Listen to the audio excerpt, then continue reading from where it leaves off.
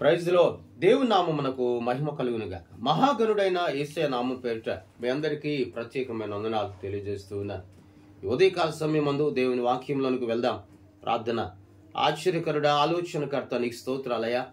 ఈ ఉదయకాల సమయాన నీ మాటలు విని గ్రహించుటకు నీవు చూపిన మహాకృపను బట్టి నీకు స్తోత్రాలు. తోడయుండండి, ఆసక్తిని దయచు. యేసయ్య నామమును అడుగుచున్నాము తండ్రి, ఆమేన్. ఈ జూన్ నెలంతా కూడా ప్రభులు వారు ఆశ్చర్యకరముగా నిన్ను నన్ను కూడా ఆయన ప్రేమించి ఆయన బలపరిచి ఉన్నాడు.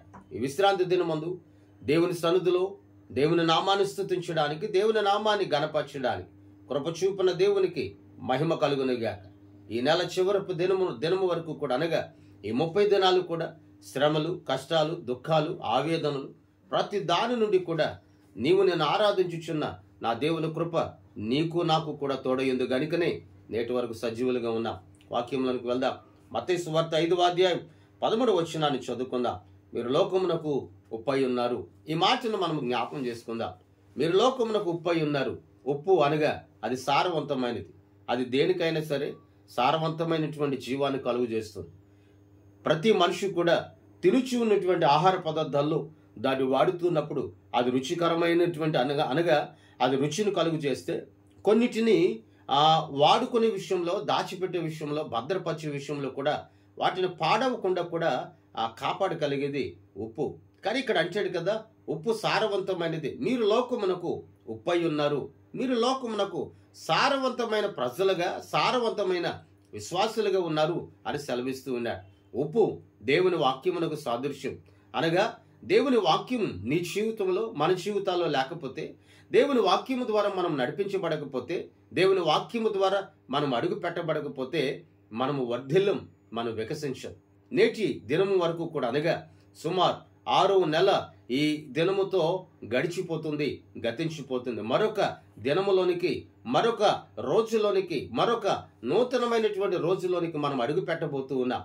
ఈ నెలంతా కూడా, లేక ఈ 6 నెలలు కూడా క్రీస్తు ప్రభులు వారు తన యొక్క మహాకృప ద్వారా మనల్ని ఆదరించాడు, బలపరిచాడు. దానికి కారణం ఏమిటి అని నీవు గ్రహిస్తే, నీలో ఉప్పై ఉన్నటువంటి దేవుని వాక్యము నువ్వు పోలి నడుచుకున్నావు గనుక అపోస్తలుడైన పౌలు గారు అంచాడు. ఆయన జీవితాన్ని మనం పరిశీలన చేస్తే, అతడు లోకమునకు అనేకులకు ఉప్పై ఉన్నటువంటి జీవితమును అతడు జీవించాడు. అనగా సారవంతమైన, మాదిరికరమైన, విశ్వాసపూరితమైన జీవితాన్ని అతడు కొనసాగించాడు. దానికి కారణం ఏమిటి అంటే, అతనిలో దేవుని వాక్యాన్ని, దేవుని మాటలకు తన బ్రతుకులో చోటునిచ్చాడు. మరి దేనికి కూడా తన బ్రతుకులో చోటునివ్వలేదు.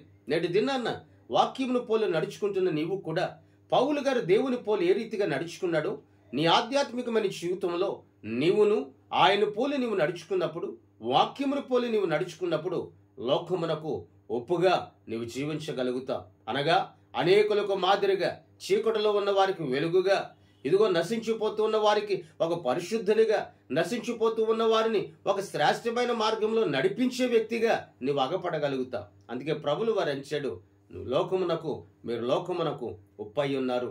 నిజమే, లోకమునకు ఉప్పై లేకపోతే, అనగా వాక్యం అనేది జీవితంలో లేకపోతే, క్రింద వచ్చిన వాళ్ళు అన్నాడు ఉప్పు దానిలో, అక్కడ అంటాడు కదా, ఉప్పు నిస్సారమైతే అది దేని వల్ల సారం పొందును? వాక్యం నీలో నాలో లేకపోతే దేని వల్ల ఆత్మీయ జీవితాన్ని పొందుకొనగలవు?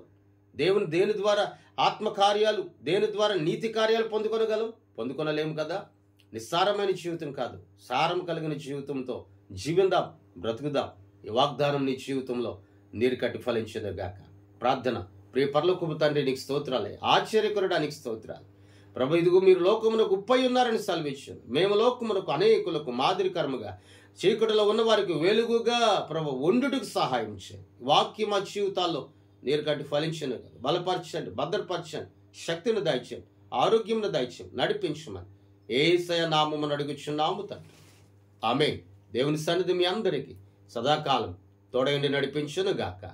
ఆమేన్. మీ అందరికీ వందనాలు తెలియజేస్తాను.